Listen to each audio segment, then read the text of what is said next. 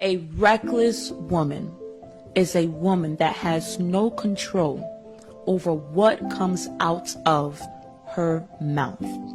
Because what's coming out of her mouth is really coming from her heart.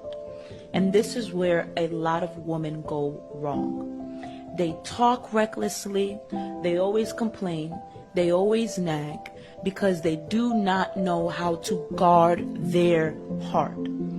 When you guard your heart, it's as if you're building a fence over your heart so that offense cannot come in, so that disappointment cannot come in, so that you will not be let down.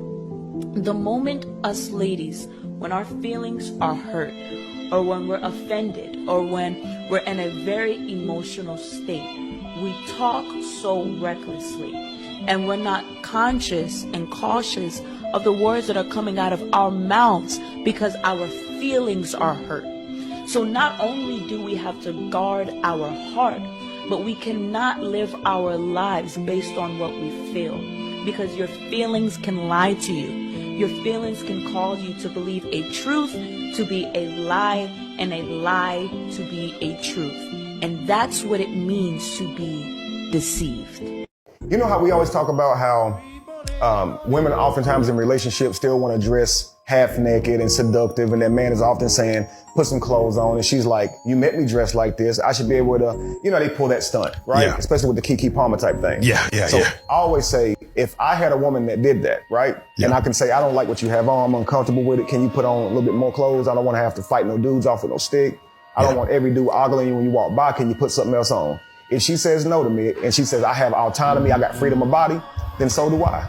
Wear what you want, and I'm gonna look where I want. Oh, damn. She wouldn't like that. So Okay. if we're walking and holding hands, and some girl walk by that I like, and I Oh, my neck looking broke. at her, His neck broke. now all of a sudden she'll understand where we're coming from. Yeah. You see, because if you can walk out here and have all these men looking at you, why can't I look wherever I want to look? See, I'm gonna be professional, respectful, and you're not gonna find me staring at other women and looking at them. You go. And so my conversation would be, if you don't put something on, we can go out. Yeah. But I'm going to look at women how I want to look at them, as long as I want to look at them. And when I do, I'm going to lick my lips and everything. Wait, do you? How do you expect a man to protect what he has no authority over?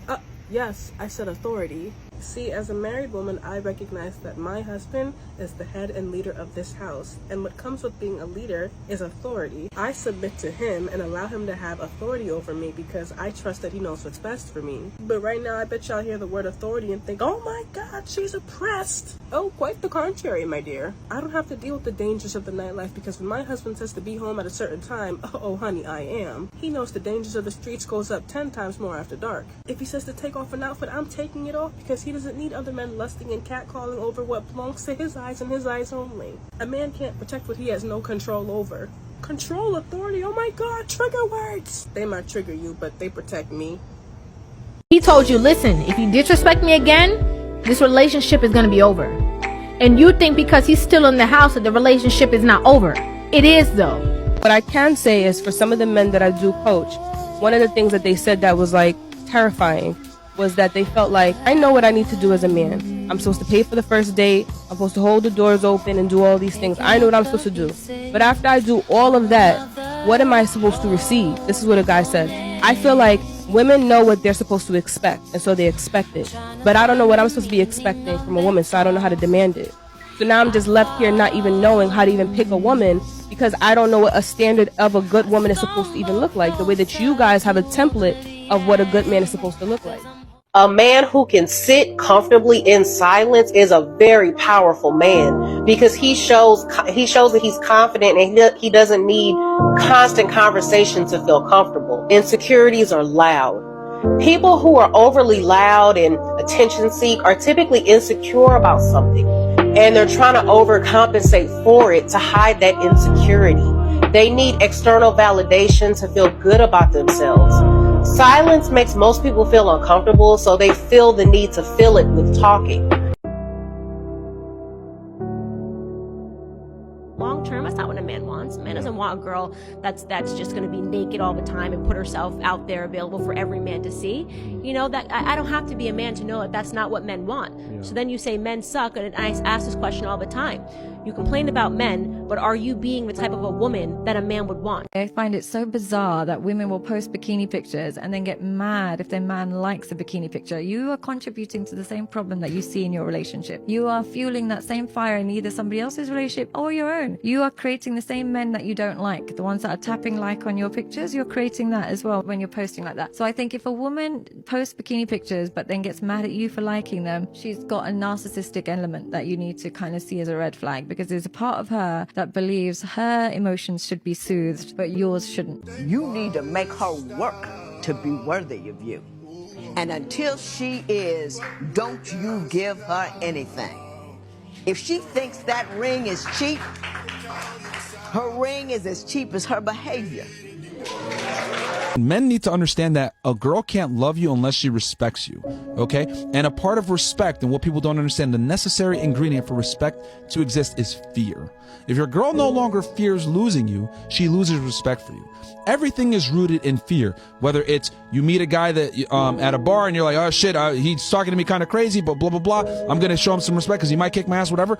Respect is always rooted in fear. Your girl needs to have fear in losing you. Once a girl has no fear in losing you, she no longer respects you because she knows you're going to be there no matter what. And what guys don't understand, a lot of times, just by you leaving your chick and breaking up with her, you can take back that power that you lost over the years of being a fucking pussy, because women rarely if ever get broken up with.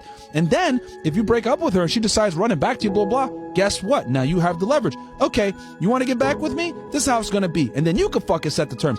You're no longer going to behave like this. You're no longer going to do this. I don't commit to girls that do this. And now you have the fucking leverage and you can dictate your terms. And if she doesn't come back, fuck that bitch. And guys need to be able to say, fuck that bitch.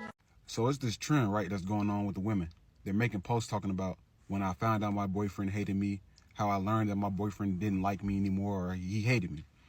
And all their stories sound the fucking same. All the stories are talking about how they did a certain thing or a certain action and their boyfriend didn't give them the reaction they wanted. Or their boyfriend simply didn't do something that they wanted them to do. So their assumption is always this: he hates me. But they're just nagging at their boyfriends and they don't come to the realization that they're fucking nagging and they're annoying. Like, he doesn't hate you. You're just annoying. Like, and it's not even like a self-improvement thing. Like, you would think like, okay, if I'm acting this way, what can I do to improve? What can I do to make him feel better? What can I do to make him actually stop thinking I'm annoying? And they're not doing that. They're just going with the simple accusation of, my boyfriend hates me, my man hates me. It just shows you how little they think, bro. And it's actually like childish. It's like talking to children, man. And what's crazy is it's like when y'all are nagging at us, we try to do better. We try to hear y'all out and be like, oh, she doesn't like this. Okay, I'm gonna fix that. Y'all don't ever try to work on what we have a problem with. Y'all just keep doing y'all thing and then y'all assume that we hate y'all. But no, y'all don't ever try to improve yourselves for us. But we always try to improve ourselves for y'all to fit y'all standards. It's crazy.